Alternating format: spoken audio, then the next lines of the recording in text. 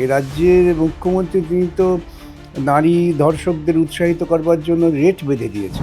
লড়াই দ্বিমুখী কি ত্রিমুখী বলা মুশকিল। আরএসএস না থাকলে মমতা বন্দ্যোপাধ্যায়ের রাজনৈতিক জন্ম হয় না, সেটা আমার বক্তব্য নয়। বিজেপির যিনি প্রেসিডেন্ট তিনি বলেছেন। আদানি আদবানি বাজপেয়ী আম্বানি না থাকলে কি তৃণমূলের জন্ম হতো, তিনি তো বলেছেন। ২৬-এর বিধানসভা নির্বাচনের দিনক্ষণ ঘোষণা হয়ে গিয়েছে। ইতিমধ্যে বামফ্রন্ট, বিজেপি এবং তৃণমূলেরও তরফ থেকে প্রার্থী তালিকা ঘোষণা করা হয়েছে। সে জায়গায় আমরা যদি বামফ্রন্টের দিকে নজর রাখি, সামাজিক মাধ্যমে একটি পোস্টার গতকাল থেকে একেবারে ভাইরাল বলা যেতে পারে। The OG is back. Jadavpur থেকে প্রার্থী হয়েছেন বিকাশ রঞ্জন ভট্টাচার্য। তার ছবি দিয়ে পোস্ট হচ্ছে এই পোস্টারটি। এবং আমার সঙ্গে এই মুহূর্তে রয়েছেন যাদবপুরেরই প্রার্থী, বামফ্রন্টের প্রার্থী বিকাশ রঞ্জন ভট্টাচার্য, আইনজীবী। আপনারা সকলেই জানেন। প্রথমেই আপনাকে শুভেচ্ছা জানাচ্ছি। যাদবপুর থেকে আপনাকে প্রার্থী করা হলো, যেই যাদবপুর বামেদের দীর্ঘদিনের ঘাঁটি। তৃণমূল বর্তমানে যদি বলি 2021-এর নিরিখে, তাহলে সেক্ষেত্রে গত 5 বছর ধরে তৃণমূল রয়েছে যাদবপুরের। সেই জায়গায় আপনাকে নির্বাচিত করা হয়েছে যাদবপুরের। কেন যাদবপুর থেকে আপনাকে যাদবপুরের মানুষজন ভোট দেবে? যাদবপুরের মানুষজন আমাকে কেন ভোট দেবে শুধু যাদবপুরের মানুষ বলতে পারবেন। আমরা সেখানে লড়াই করছি। বামফ্রন্টের আমাকে প্রার্থী করা হয়েছে। বামফ্রন্ট নেতৃত্ব নিশ্চয়ই তারা মনে করেছেন যে আমি প্রার্থী হওয়ার জন্য অযোগ্য নই। তাই আমাদের লড়াই যেমন চলছে গোটা রাজ্য এবং দেশ জুড়ে, তার মূল লড়াইয়ের যে বার্তা সে হচ্ছে মানুষে মানুষে ঐক্যের বার্তা, দুর্নীতিমূলক পরিবেশের বার্তা, শিক্ষাক্ষেত্রে দুর্নীতি, স্বাস্থ্যক্ষেত্রে দুর্নীতি, নারী সুরক্ষা, এই সমস্ত বিষয়টা নিয়ে আমাদের মূল লড়াই। অতএব সেই লড়াইয়ের বার্তা নিয়ে আমরা মানুষের কাছে যাব। আপনি শিক্ষাক্ষেত্রে দুর্নীতির কথা বললেন। আপনি দীর্ঘ সময় ধরে আমরা দেখছি লড়াই করছেন, আইনি লড়াই লড়ছেন।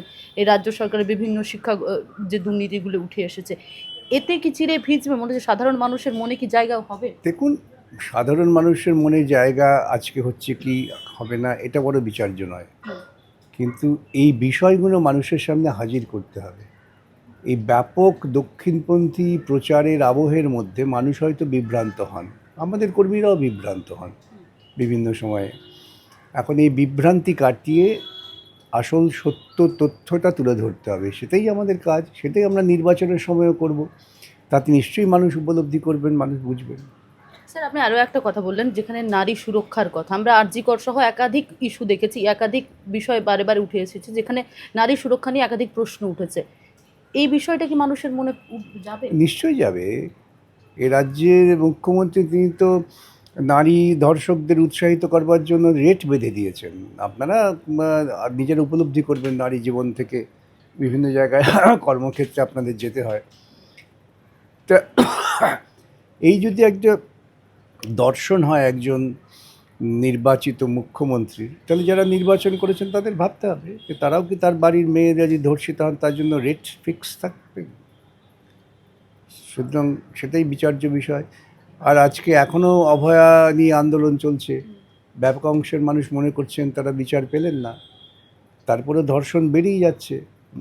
পশ্চিমবঙ্গের বুকে নাবালিকা পাচার বেড়ে গেছে, নাবালিকা মাতৃত্ব বেড়ে গিয়েছে। এসব বাড়ছে কেন?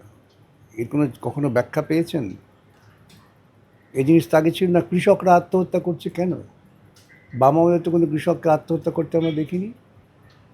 আলু চাষিরা দাম পাচ্ছেন না, রাস্তায় আলু ফেলে দিয়ে সেখানে আত্মহত্যা করছেন। এইগুলোই তো বিচার্য। সেই বিষয় নিয়ে আমরা মানুষের কাছে যাব, বোঝাবো। গতকাল প্রচার দেখলাম আপনার, এবং সেখানে মানুষজন সাড়াও দিচ্ছে, সে ছবিও দেখা গেল। আজকে তৃণমূলের তরফ থেকে প্রার্থী তালিকা ঘোষণা করেছে যাদবপুরে, সেখানে দেবব্রত মজুমদারকে আবারও প্রার্থী করা হয়েছে। কতটা চ্যালেঞ্জিং? না, দেবব্রত তিনি সেখানকার এই সময়ে তিনি ওখানকার নির্বাচিত এমএলএ, আবার নির্বাচনের মুখোমুখি হচ্ছে। নিঃসন্দেহে একটা শক্ত প্রতিদ্বন্দ্বিতা, অস্বীকার করে লাভ নেই। দেবব্রত মজুমদার তিনি ওই এলাকায় পরিচিত মানুষ। লড়াই কি দ্বিমুখী লড়াই হবে? লড়াই দ্বিমুখী কি ত্রিমুখী বলা মুশকিল। লড়াই দ্বিমুখী এই অর্থে, একদিকে আরএসএস আরেকদিকে বামপন্থীরা। আমার কাছে সেটাই লড়াই। আরএসএসের বিভিন্ন দল মাঠে ময়দানে আছে, তাদের প্রতিপক্ষ হিসেবে বামপন্থীদের লড়াই করতে হবে। তৃণমূলকে আরএসএস বলছেন। বটেই তো, আরএসএস প্রাণিত, আরএসএস পুষ্ট। আজকেই দেখলাম তো মুখ্যমন্ত্রী বলেছেন কি পুরনো আরএসএস ভালো ছিল। এখন পুরনো নতুন উনি কী করে ভাগ করলেন আমি জানি না। আবার আগামীকাল বলবেন পুরনো হচ্ছে যেমন আজকের আরএসএস ভালো ছিল। আরএসএস না থাকলে মমতা বন্দ্যোপাধ্যায়ের রাজনৈতিক জন্ম হয় না, সেটা আমার বক্তব্য নয়। বিজেপির যিনি প্রেসিডেন্ট তিনিই বলেছেন তো, বিখ্যাত উক্তি, লেবার রুমে আদানি, ভুল বললাম, আদানি আর আদবানি এক হয়ে যায়। আদানি, আদবানি, বাজপেয়ী, আম্বানি না থাকলে কি তৃণমূলের জন্ম হতো? তিনি তো বলেছেন কথা। যাদবপুরে কোন কাজগুলো আরো গুরুত্ব নিয়ে করা উচিত ছিল গত 5 বছরে, বা আপনি এলে কি কি কাজ? দেখুন, আমি না এই লোকসভা নির্বাচন বা বিধানসভা নির্বাচনকে স্থানীয় কর্পোরেশনের ইস্যু করতে চাই না। বিধানসভায় লোকে যাবে পশ্চিমবঙ্গের পরিকল্পনা করবার জন্য, পশ্চিমবঙ্গের ভবিষ্যৎ অর্থনৈতিক দিক নির্দেশের জন্য, ব্যাপক শিক্ষা, স্বাস্থ্য এসব দেখার জন্য। সেখানে যাদবপুর তার একটা অংশ। যাদবপুরে কোথায় নর্দমা হয়েছে, কোথায় গাছ কাটা হয়েছে, এগুলো তো পুরসভার জন্য হবে। গণতান্ত্রিক কেন্দ্রিকতার প্রত্যেকটা নীতিকে মেনে চলতে হবে। তো আপনি তো একটা সময় মেয়রও ছিলেন, আপনার তো এগুলো নখদর্পণে আরো। নখদর্পণে থাকা, যখন মেয়র হিসেবে যখন বিচার্য হবে, পুরসভার নির্বাচন হবে, তখন ওই সব ইস্যু করবো। এখন আমার বিষয় করতে হবে যে রাজ্য ক্ষমতায় থেকে একটা সরকার সাংবিধানিক অধিকার পাওয়ার পর সে সংবিধানের লক্ষ্যকে পূরণ করার জন্য কত পাওয়া পেয়ে গিয়েছে, এটাই বিচার্য হয়, কিছু না। এক ধারে আমরা দেখলাম গতকাল তরুণ তুর্কি মুখ বামফ্রন্টের, অন্যদিকে এই যে ওজি গ্যাংস্টার, মানে অরিজিনাল গ্যাংস্টার আপনাকে বলা হচ্ছে বারে বারে, সেই জায়গায় দাঁড়িয়ে বাম শূন্য তকমা বারে বারে, যেটা সেই জায়গা থেকে বাম শূন্য তকমা সরিয়ে বামপন্থীকে আসন দেওয়া, বামফ্রন্টকে আসনে আবার মানে বিধানসভায় নিয়ে আসা, এটা কতটা চ্যালেঞ্জিং? দেখুন, মানুষ বুঝতে পেরেছেন, হারে হারে টের পেয়েছেন যে বামপন্থীদের বিধানসভা লোকসভা আসন না থাকার পরিণতি কী হতে পারে। দেখেছেন আপনারা 100 দিনের কাজ, সেই কাজটাকে বাতিল করার জন্য কেন্দ্র এবং রাজ্য সরকার উভয়ই যুক্ত। এরা বলছে টাকা চুরি করেছে, ওরা বলছে টাকা দেবো না।